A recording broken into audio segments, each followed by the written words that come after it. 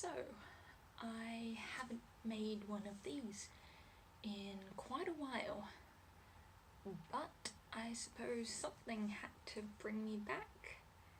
Yay! So today I went out and saw Fantastic Beasts: The Crimes of Grindelwald. It was, well, that's why I'm making this video, isn't it? It was a movie. Yes, I can say that. It was a movie. That's a bit mean. But basically, obviously I'm going to split this video into a spoiler section and a spoiler-free section. And so, I'll start with the spoiler-free because, of course, that's what I'm going to do. Who starts with the spoilers? Spoiler-free version of my review is basically, there is some good stuff and some bad stuff in this film. But there are some really good parts. For example, Newt. Newt remains to be a really good, strong character. He isn't a normal Tom Cruise, James Bond-esque male protagonist. He isn't your normal, like, chosen one fantasy protagonist like Harry Potter, for instance, even though that's a bit mean to Harry Potter's character, but, or, you know, Luke Skywalker, Frodo, Bilbo, and yes, all of those characters are pretty good characters, and they all have their own individual quirks and mannerisms, but you can't say that Newt isn't completely different from those guys, and that's what makes him really likeable and a really good protagonist. So, on top of that, the supporting cast, all of them are very good actors. Again, that sounds mean. Some of these characters had problems, and some of these characters were problems, but the acting is fine, it's great. So are the special effects, actually. They're much better than the first film. And Yates is finally getting the hang of showing colours in a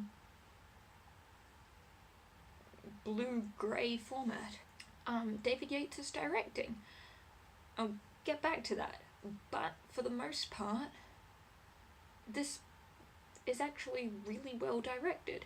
And I have some serious problems with Yates in general, specifically pertaining to Harry Potter and the Half-Blood Prince. But he's not an incompetent director or anything. Everything, all the shots are good shots. The action scenes are really well set up and really well paced. Yeah, I can't talk about this without getting into the bad things, so this is still spoiler-free, by the way. But the bad part of Yates' directing is basically that he's not so good at geography in fight scenes. Like, he is for the most part. And also there was this one scene, I don't know if this would be Yates or the cinematographer's fault, but there's one scene where they go and suddenly it's handheld camera in like a close-up moment scene, and we haven't seen that from the Harry Potter universe before. And whilst new is normally good, it kind of took me out of the movie because it didn't feel like Harry Potter. It didn't feel like that universe, and possibly that's just my own personal quirk, so hey. But technical stuff about the film. There's a big fight scene at the end, and it involves most of the characters. Don't think that's a spoiler.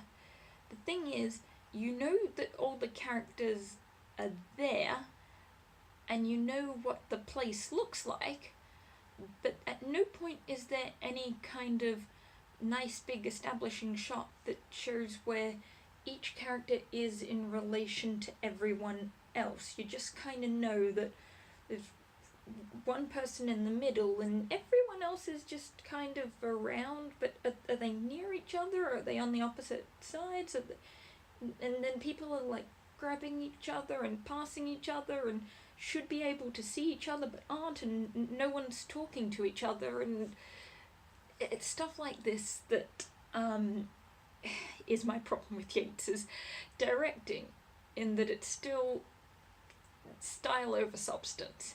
Again, he's definitely improving as a director, and for the most part this film is very well directed. How does the International Statute of Secrecy, how is that still a thing? How is the entire wizarding world not exposed?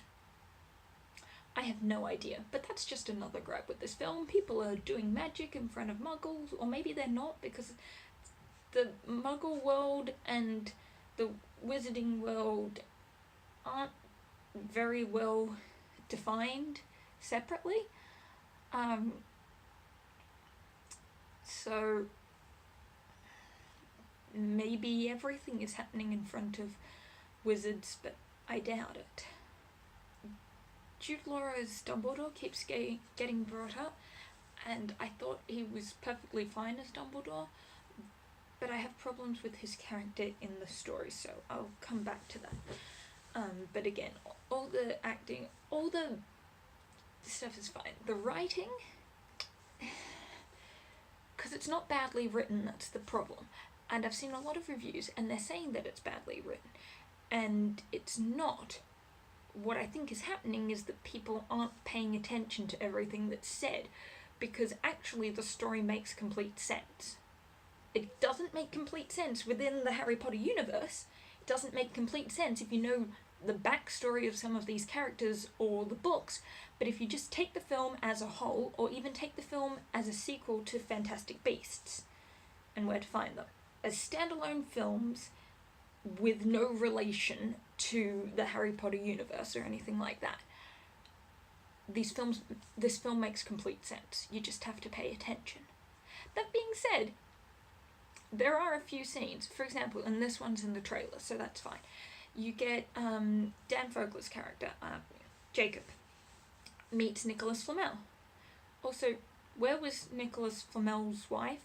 What's she up to? She's still around. She's immortal. You're just not. Anyway, so he meets Nicholas Flamel, and he's basically like, oh my god, are you a ghost? And Nicholas Flamel's like, no, but I'm immortal. And then Jacob just goes, huh, you don't look a day over 375 or something.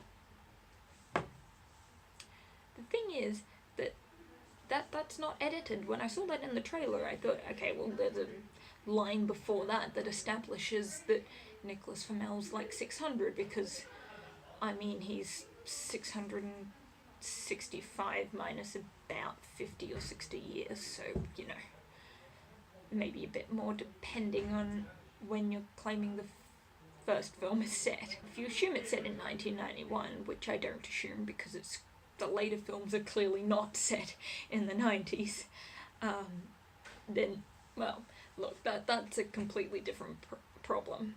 There are a few small bits where it seems like someone's cut out a scene, or a few scenes, or an explanation somewhere.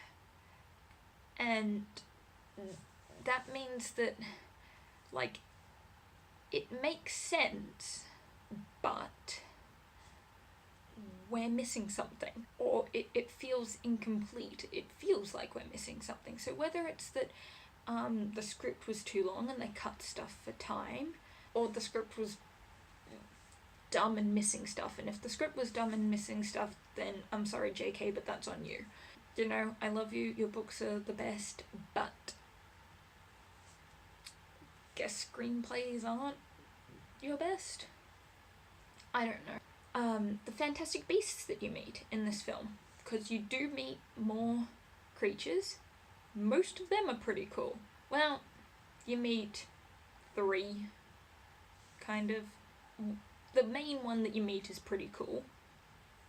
You meet Kappa, which I always imagined as being small, but whatever, it looked cool. Didn't look at all how I had pictured a Kappa, but sure. And you meet... Actually, no, you meet a few other creatures, but the main one you meet is this big dragon thing, which is really cool. And the side ones you meet at the Kappa, you meet Nagini, who is a person, and apparently that's just common knowledge, so I'm just gonna say that. And to be honest, I don't really have a problem with that. Like, sure, Nagini's a person. Why not? Maybe, can't say maybe all snakes are people. In the context of things that are changed or clarified, Nagini having once been a person, well, that doesn't really change anything. You could argue it clarifies something, but it doesn't really make a difference if Nagini was a person once. So, cool. She is a person. She doesn't contribute much. Okay, I'm just gonna say. So, this isn't really a spoiler, but this isn't something I saw in a trailer, so very, very mild, very, very light spoiler warning. So there's a character who you meet who is only in the film for like 2 minutes, and they're a half elf or something, because they said that they were a half elf, and like, this isn't Dungeons and Dragons. How? The only elves, and there could be other elves in the Harry Potter universe, but the only elves that we know of are house elves. And, no. So, I'm really hoping that they're not implying some sort of weird house elf interactions that happened. But then there would have to be interactions with some other sort. See, this is... Why do you make me think about this movie? Yeah.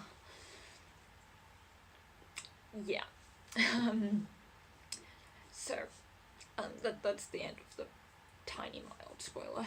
And to wrap up the spoiler-free zone, I know it doesn't seem like it, but to wrap up the spoiler-free zone, there's basically 2 kind of plots going on, and each kind of plot has its own, like, several subplots, because kind of each character has their own thing going on, which isn't a bad thing. There are a lot of characters. That's kind of a bad thing. But the 2 main storylines is kind of the Newt-centric storyline, and like the Dumbledore / Grindelwald Grindeldepp storyline, and they intertwine a lot. But all the stuff with Newt is great. All the stuff with characters interacting with Newt is great.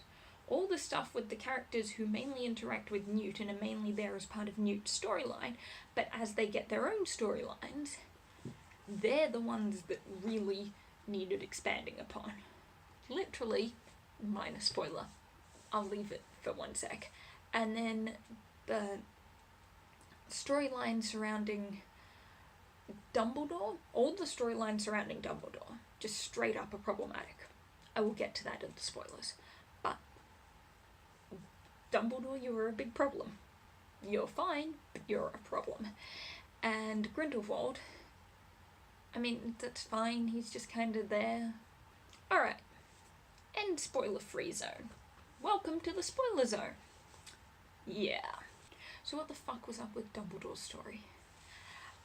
So, firstly, for those who live under a rock, or haven't read the books and aren't super obsessed, and that's fair, Dumbledore was the Transfiguration teacher. He was the Transfiguration teacher for many years, until the headmaster, Armando Dippet, retired, and Dumbledore became headmaster. When Dippet retired and Dumbledore became headmaster, this was somewhere sometime after Tom Riddle graduated. In fact, literally, it was somewhere when Tom Riddle was between the ages of 18 and 28, because he comes back, or 17 and 27 maybe, however old he was at the end of the school year, because he comes back 10 years later for a job interview, and by then Dumbledore has become the headmaster. So Dumbledore is apparently the Defense Against the Dark Arts teacher in this universe. So when Dumbledore becomes the headmaster, Professor McGonagall is hired as the Transfiguration teacher, and that's where when she comes into the whole picture. Now apparently she's just there in the background, and she has red hair, despite the fact that whilst Maggie Smith's hair's clearly going grey throughout all the films, you can still see the brown.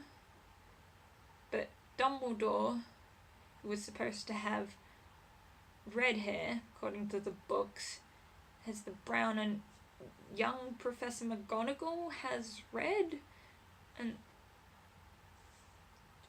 what? So, fine, Dumbledore's the frickin' Defense Against the Dark Arts teacher. Sure, why not? And apparently they run the same class, or ran the same class that Remus Lupin ran with the Boggart, even though it was kind of established that that wasn't really a traditional thing. No, maybe it was once upon a time. Sure, Newt is most afraid of working at a desk. No, Newt's most afraid of being boring. You can... I guess that's more of like an existential crisis, but... yeah, I'm not sure how you'd portray that, but I don't think the Boggart turning into a desk is really going to work, because Newt's not scared of desks. He doesn't see a desk and try and hide behind the chair or something. But okay, they needed it for the one setup. Also, for a poster with the Deathly Hallows on it, this symbol, Grindelwald's symbol, barely comes up at all.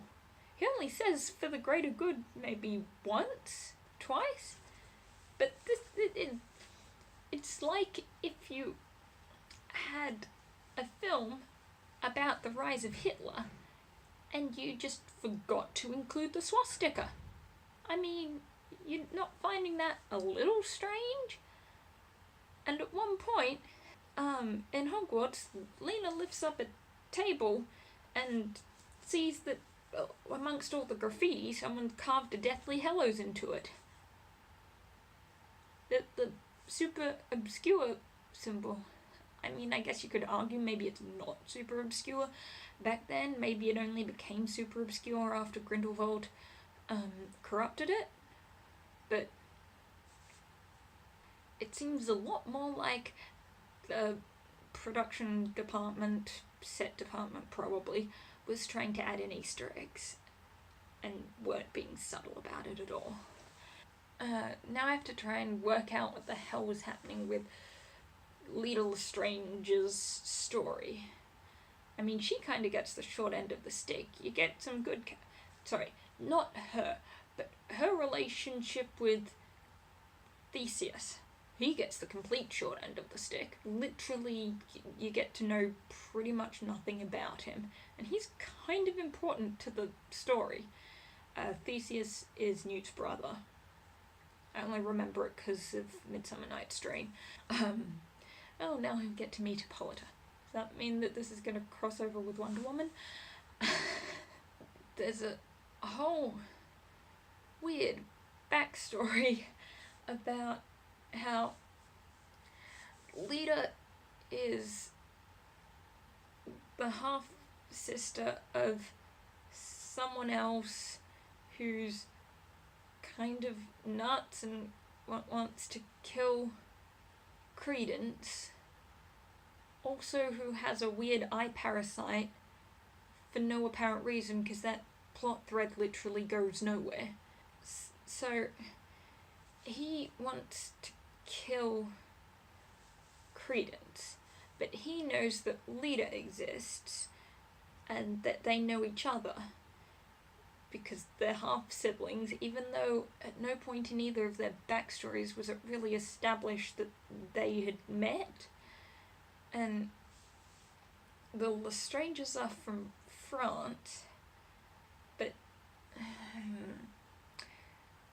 okay, and Credence isn't the child that would be Lita Lestrange's half-brother. Not the other half-brother, the second half-brother, because her father was really into using the Imperious Curse on women to get children? Using love potions? God, that was dodgy and dark and not well explained. I mean, it made sense, like, why Lita was kind of an ass. But the rest of it didn't make sense. Okay. So then Clearwater Revival turns out to be actually a kidnapped child, kind of, because there was a parent swap, baby swap, on a boat that was sinking with a child who was probably a muggle, but was it a boat full of wizards and witches? Because surely they could have, like, magicked it not to sink. But apparently not. Okay. And okay, sure. Fine. Then you've got Queenie's story where she gives Jacob love potion because he thought that doing some crazy extreme things was kind of crazy and extreme. This is what I mean by some of the side stories really needed to be further explained. Then you've got Tina, who really needed more to do in this story. It kind of feels like she was only in it because she was the heroine of the last film, so, you know, we can't leave her out. She's kind of the least integral to the plot. But I guess she is kind of Newt's motivation for going over to France, so okay. But their story needed further expanding. Everyone's story needed further expanding. Then you have Grindelwald, who had a slightly reluctant servant who had a story, and he dies. What? And Grindelwald's story is fine. Credence's story is... I mean, he was dead and he's not, and how old is he meant to be? Because I thought in the last film he was meant to be just like a 15 or a 16-year-old who just happened to look like they were, 25, because that's how old the actor was. But is he actually meant to be like in his 20s? What? And he's with Nagini for some reason. I guess they met, and also he's in France, and how did he even know to go to France? I guess he got the adoption record, but see, this is where the film was only a little bit over 2 hours long. It could have easily taken another 10 or 20 minutes and expanded upon all of these side stories. Now, might not have been great, but I reckon a 2.5 hour cut of this film would be an improvement. If we could expand upon all the side stories and flesh out Tina's story, Queenie's story, and Credence's story, that would help the entire plot a lot. Then there's more to Dumbledore's story. Also, apparently you can just apparate in the grounds now. Fine. Of course you can. Hell, you can have half-elves and... sorry, I'll get to the end twist in a sec. Okay, so Blue Fire starts killing everyone, and Nicholas Flamel turns up and tells everyone what to do, and for whatever reason doesn't bring his wife along, even though she would probably have been very useful. I suppose she could be a muggle. Even so, you'd think she'd just tag along if she's 600 and something like that doesn't happen every day. So, giant blue fire ball of death, giant, weird, kind of cool looking set that for whatever reason is under a graveyard, where Grindelwald is trying to convince everyone to go with him. And he convinces Queenie, which, I mean, it's kind of silly. I don't mind them going with this as a plot thread if they had adequately set it up. They kind of set it up as something that with a bit more setup would make sense. If that makes sense. That sentence did not, but it's not a bad idea. It's a bad execution. Fine. But all of these people are standing there, but there is never an establishing shot to show where they are in relation to each other. This is just... it's bad filmmaking. Come on, Yates, you were showing earlier that you were better than this. Well, kind of. When we could see what was happening, you were showing that you were better than this. We couldn't see what was happening some of the times, so... But okay, that happens, and then everyone else who's relevant makes it out. Also, apparently it's not a crime to be seen listening to Grindelwald, even though Grindelwald is a wanted serial killer, and so you'd think that, you know, consorting with him deliberately, knowing that he's a serial killer and not letting the Ministry know would be considered a crime. In the same way that, like, aiding and abetting a serial killer is generally considered a crime. Harbouring a fugitive. That sort of thing.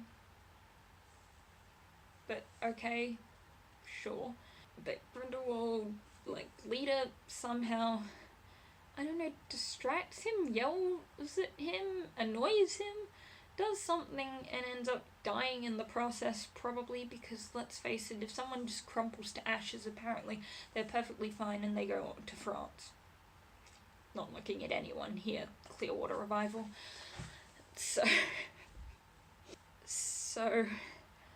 leader dies. So where does Bellatrix Lestrange's husband and, is it Rodolphus? Her husband's brother. Or was her husband Rodolphus? Whatever. There were definitely two men, one of whom Bellatrix Lestrange was married to. Where do they come from? Is there another branch of the Lestrange family? I mean, like, there could be. Could someone please have established this? Because they're like, oh yeah, the whole family's been wiped out, but we know it's not all wiped out because Bellatrix Lestrange, or Bellatrix Black, has to marry one of them. Then we get the end reveal. What? I mean, like, the only way that I can believe this as, like, a thing is if this turns out to be, like, the bastard son of Aberforth and someone who he thought was a goat but wasn't.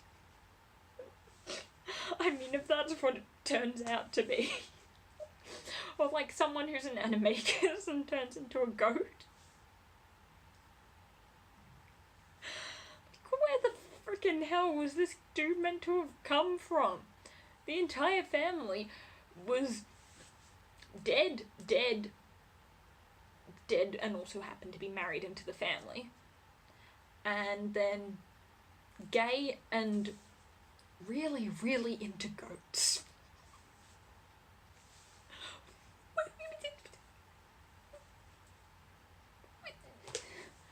What? Is he meant to be like a third cousin or something? Like, you can't just spring this out of nowhere. Especially with a first name. I mean, he's clearly not meant to be a brother, because, I mean, age differences, maths, those are things that exist. Oh, hang on a second. They're not saying that, like, being an abnormally old, obscurial, like, somehow runs in the family. Oh god. Oh, I really hope that's not like a thing.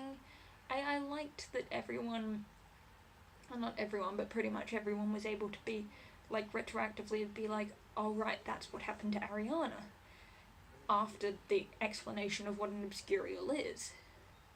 Why? Why does he have to be a Dumbledore? Why? That... what even? And the stupid ass Blood Pact? The reason Dumbledore didn't want to go up against Grindelwald was because he was afraid. Because Dumbledore's human. And it's not... they couldn't have made a Blood Pact to never attack each other because they literally attacked each other. They literally got into a three-way duel. Dumbledore, Aberforth, and Grindelwald, and that's how Ariana died. I'd say did no one read the books, but this was written by the person who wrote the books. What the hell? Like, what? What? Okay. Also, there's a completely pointless scene about how they get out of England because Newt's been banned from leaving England. It's completely pointless. Thought I'd bring that up. Also, they kind of forget that Queenies are legilimens because, like, the first thing that Newt thinks when he sees them is, like, where's Tina? And literally starts calling out to her and going looking for her. And Queenie had the perfect opportunity to say, it's just us, honey, or something, but doesn't. Like, is she being a prat? What's the deal there? I mean, I guess she is. She didn't even knock. And she did kind of spike her boyfriend's tea or something, I don't know. Put a spell on him that was never fully established. I don't know with this movie. I really don't. Because it wasn't a bad movie. It had some really good character stuff, especially with Newt. The stuff with Newt and Tina, once they finally started addressing it, was good. The stuff with Newt looking for Tina and Newt with all his animals was good. The stuff with Jacob was mostly good. In fact, the stuff with Queenie was mostly good, except that apparently that was all meant to be building up to her switching sides at the end. And, like, you needed another scene, or another 5 scenes in there, but at least one other scene. Stuff with Newt's brother? What? At the start, Newt said he doesn't pick sides, but then he ends with saying that he's chosen a side. But what? He was never... were we meant to assume that he was considering Grindelwald's point of view? He's kind of the one who caught Grindelwald. I don't even understand what. I mean, kudos to them that when they had the images, holograph things of young Grindelwald and young Dumbledore. I'm pretty sure they got the same actors from Deathly Hallows back. Or maybe they just used footage from Deathly Hallows, either or. I mean, that's kind of neat. Anyway, I think that's it. I'm kind of glad I got this off my chest. So, if you've liked this video, if you've stuck around, please comment below and tell me what you thought of the film. Did you like it? Did you hate it? Did you think exactly the same thing that I thought? Did you completely disagree with me? I will say my main point was that, well, firstly, that this completely fucks with the law, but secondly, that what the critics seem to be complaining about mostly is not being able to follow the story. Now, I was able to follow the story completely. Everything in it made sense.